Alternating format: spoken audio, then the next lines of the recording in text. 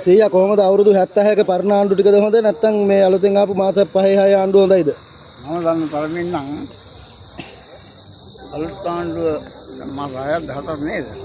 මේ මාස 6න් අපිට තේරුම් ගන්න මේ අවුරුදු 76ක් කරුගේ අපංගමයි මේ මාස 6 ඇතුළත කරනවා දකම. අපිට මේ ආණ්ඩුව නරක කියන්න බෑනේ නේද? ඒතරේ මම දකින්නේ. අනිත්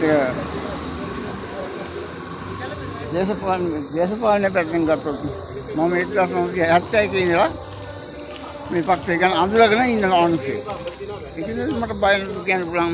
අපේ ජනාධිපතිතුමා මොන සාර්ථක මේ රට හදයිද? රට හදයි කියලා බලාපොරොත්තු හදනවා. මේ අවුරුදු 5 නේ අවුරුදු 4න් හදනවා.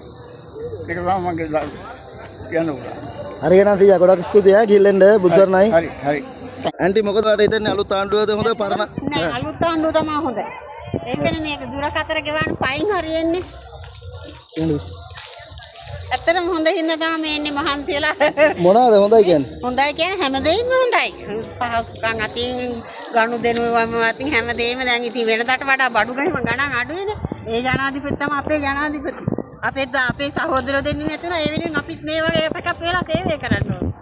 ඇති